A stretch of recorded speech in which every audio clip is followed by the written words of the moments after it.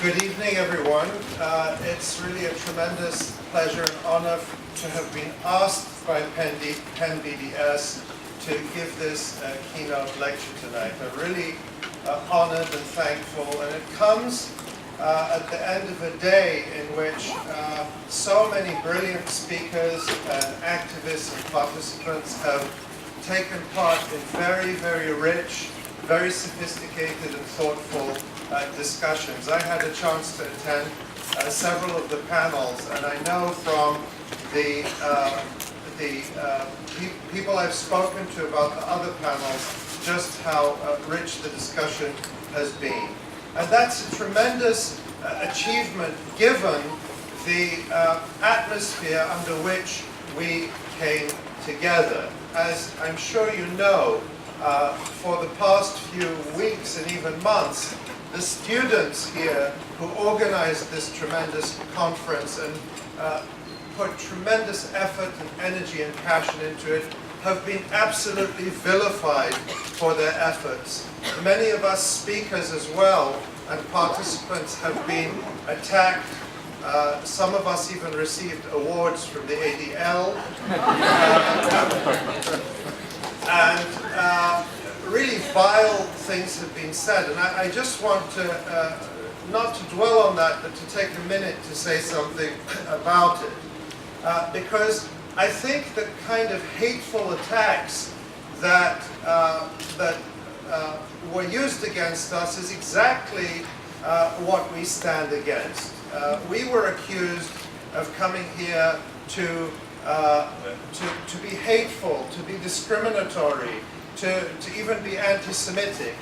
And exactly the opposite is what has happened. And what particularly disturbed me about some of the attacks, and some of you may have read the op-ed in the Daily Pennsylvanian by one of the professors here, was, yes, vile language was used against all of us, but some particularly vile language was used to single out Jewish students and Jewish speakers for special vilification, really calling them vile names and accusing them of being Nazis. So I really want to stand here and clearly condemn those divisive anti-Semitic attacks against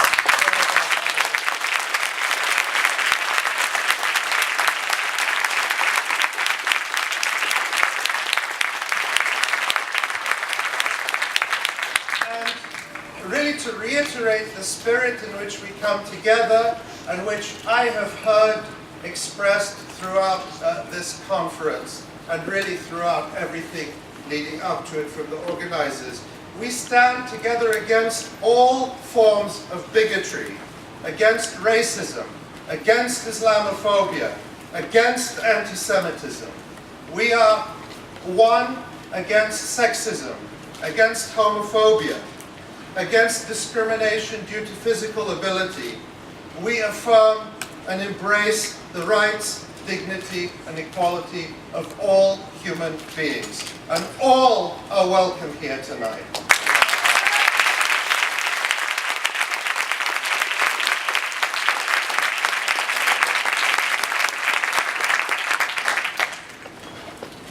I think that some of the attacks that were made also had the intention of distracting us from our topic, from getting us to focus on defending ourselves against ludicrous and inflammatory charges.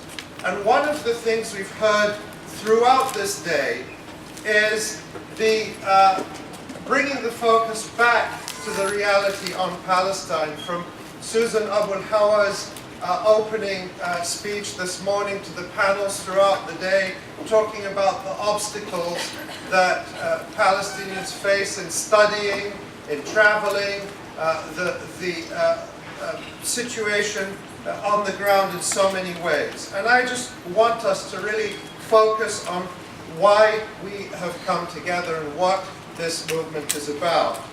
It is about young men, children really, like Yusuf Iqlal, who exactly 1 year ago on January 28, 2011, went out to the fields with his father,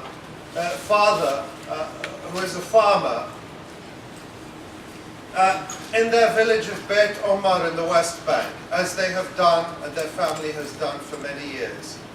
Yusuf was attacked by Israeli settlers in an unprovoked attack and murdered. He was killed.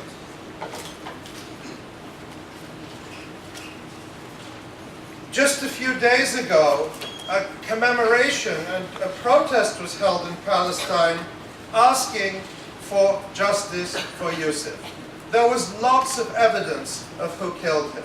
His family had all sorts of evidence, photographic and otherwise, that was given to the Israeli occupation authorities. Yet, a year later, nothing has been done. Becca Wolf wrote about Yusuf recently for the Electronic Intifada, and she noted that at his funeral, the day after he was killed, as is common practice with the Israeli military, soldiers numbering in the hundreds invaded Beit Omar and attacked the funeral with tear gas, rubber-coated steel bullets, and even live ammunition. She says, the murder of Yusuf, the impunity with which the settlers acted, and the military's behavior at the funeral are common occurrences in the occupied West Bank. Indeed, according to recent figures from the UN, settler attacks on Palestinians and their property have gone up 40% since last year and 165% since 2009. And Becca wrote the following words about Yusuf and about the role he played in the local activities. Yusuf was a regular participant in all our activities, including demonstrations, farm actions, summer camps, English classes, and even a photography workshop we held in 2010.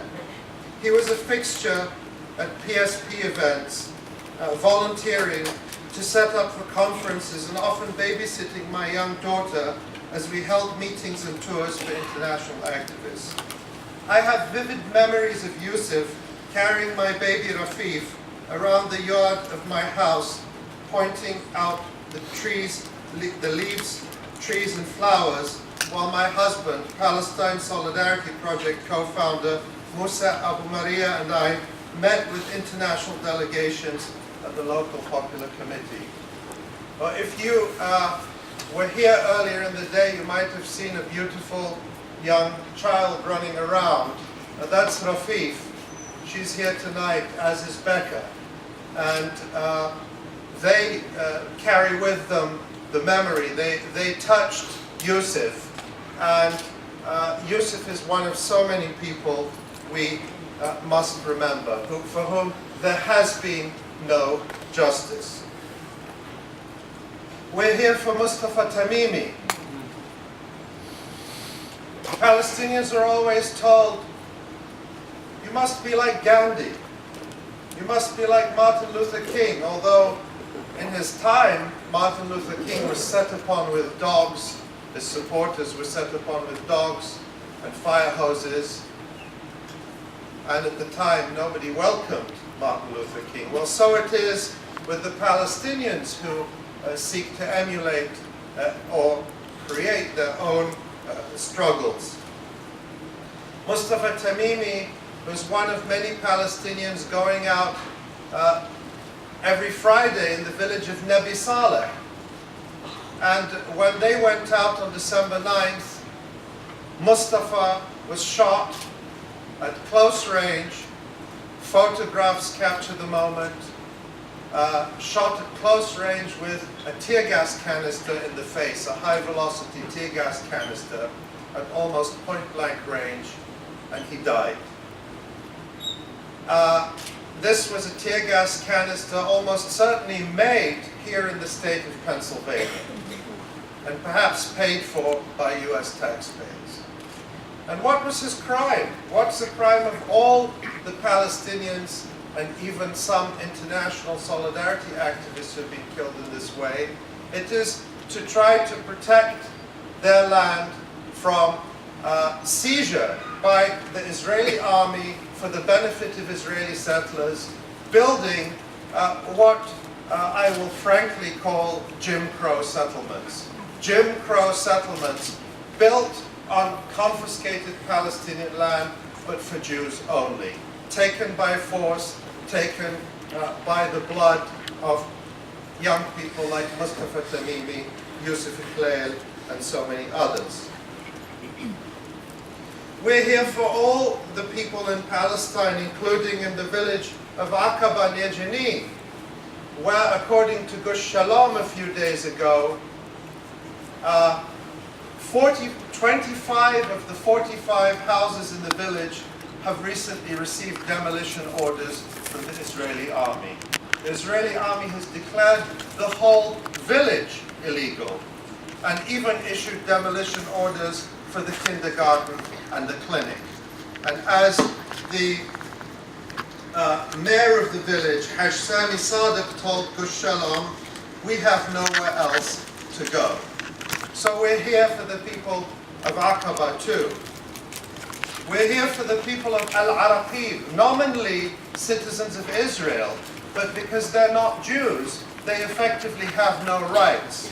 And their village has been demolished now in the Naqab almost 24 times since June 2010, but they keep rebuilding it.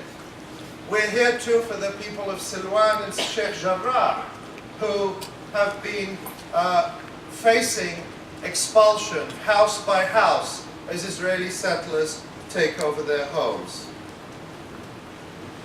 There are so many other places like that are under threat and under attack today. We're here in solidarity with the prisoners, thousands of prisoners, including almost 200